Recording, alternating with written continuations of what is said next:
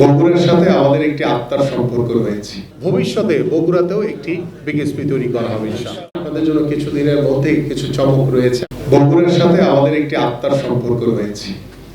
সেই আত্মার সম্পর্কের বগুড়াবাসীর যে প্রত্যাশা, সেই প্রত্যাশা পূরণের জন্য শুধু আমি না, আমার মনে হয় যে সারা বাংলাদেশের মানুষ অপেক্ষামান রয়েছে যে দীর্ঘ 17 বছর এই বগুড়ার উপরে যে জুলুম নির্যাতন, যে নিপীড়ন সারা বাংলাদেশের মানুষের উপরে যেভাবে জুলুম নির্যাতন নিপীড়ন হয়েছে, সেটার অবসান হয়েছে গত 5ই আগস্ট। খেলাধুলাকে আমাদের মাননীয় প্রধানমন্ত্রী এতটাই গুরুত্ব দিয়েছেন, তিনি দেখেছেন আপনারা কিছুদিন আগে 26শে মার্চ আমরা যখন এক্স প্লেয়াররা লাল দল সবুজ দল ঢাকা স্টেডিয়ামে খেলছিলাম, হঠাৎ করেই মাননীয় প্রধানমন্ত্রী তার সুযোগ্য কন্যা জাইমা রহমানকে নিয়ে খেলার মাঠে উপস্থিত হয়েছে। জিয়া পরিবার খেলাধুলা প্রিয় একটি পরিবার এবং খেলাধুলাকে তারা এতটাই ভালোবাসে যে তিনি বিভিন্ন সময় এটি কিন্তু ইতিমধ্যে স্বাক্ষর রেখেছেন। এবং সেই খেলার মাঠে উপস্থিত হওয়ার মাধ্যমে আমাদের খেলোয়াড়রা না শুধু সারা বাংলাদেশের যারা ক্রীড়ামোদী, ক্রীড়া সংগঠক, ক্রীড়াবিদ সকলেই কিন্তু সেই দিন উৎসাহিত হয়েছে। ঠিক এইভাবে আপনারা জানেন, ইতিমধ্যে আপনারা শুনেছেন যে আগামী 2রা মে আমাদের মাননীয় প্রধানমন্ত্রী সিলেট জেলা স্টেডিয়াম থেকে একযোগে 64টি জেলায় নতুন করে স্পোর্টস কর্মসূচি তিনি উদ্বোধন করবেন ইনশাআল্লাহ। আমরা এত খেলাধুলা আয়োজন করব, এত কিছু আমাদের স্বপ্ন, তো খেলার মাঠ কোথায়?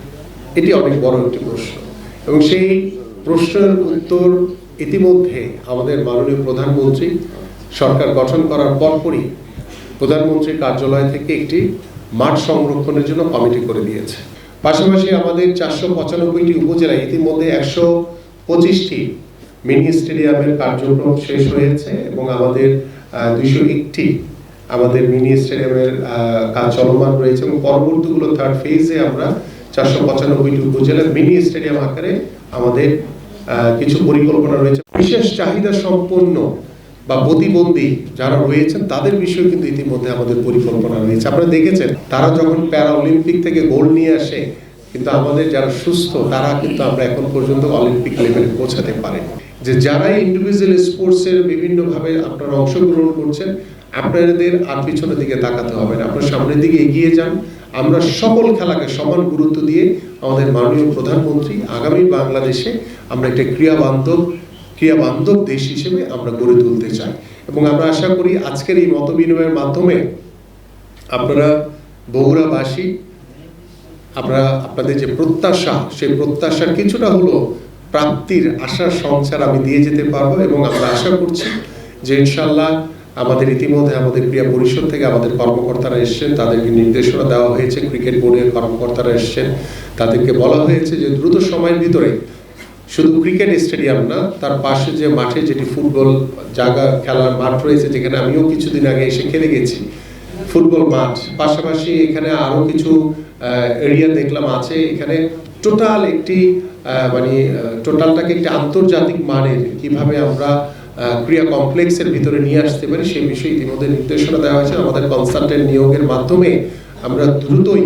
ফিজিবিলিটি স্টাডি করে ইনশাআল্লাহ এটার একটি প্রতিবেদনের মাধ্যমে আমরা আমাদের দ্রুত সময়ের ভিতরে কাজ শুরু করতে পারবো ইনশাআল্লাহ। আপনাদের জন্য কিছুদিনের মধ্যে কিছু চমক রয়েছে। আমি একটু আগেও আমাকে বাদশা ভাই বলেছিলেন যে মহিলা ক্রীড়া সংস্থা নিয়ে কি আপনাদের চিন্তা ভাবনা রয়েছে। কমপ্লেক্স এবং ক্রীড়া সংস্থা টোটালটাই আমরা যেহেতু ইনডোর সুবিধা সম্পন্ন যে ফ্যাসিলিটিস গুলো দিব, সেখানে নারীরা যাতে নিরাপদভাবে তারা তাদের খেলাধুলায় অংশগ্রহণ করতে পারে এবং আমরা ক্রীড়াঙ্গনে সুশাসন প্রতিষ্ঠা করতে চাই। সবকিছু মিলিয়ে আমাদের একটি বৃহৎ পরিকল্পনা রয়েছে, বাট এটি রাতারাতি করা সম্ভব না। আমি আশা করি যে আগামীর বগুড়া, আগামীর বাংলাদেশ একটি ক্রীড়াবান্ধব পরিবেশ হবে, যে পরিবেশের মাধ্যমে আমরা রাষ্ট্রীয়ভাবে, সামাজিকভাবে এবং আমাদের পারিবারিকভাবে যে ব্যবস্থাপনায় গুণগত পরিবর্তন আনা দরকার সেটা আমরা আনতে পারবো ইনশাল্লাহ। আমরা যেহেতু একটি ক্রীড়াবান্ধব বাংলাদেশ গড়তে চাই, আশা করি ইনশাল্লাহ ভবিষ্যতে বগুড়াতেও একটি বিকেএসপি তৈরি করা হবে ইনশাল্লাহ। Thank you.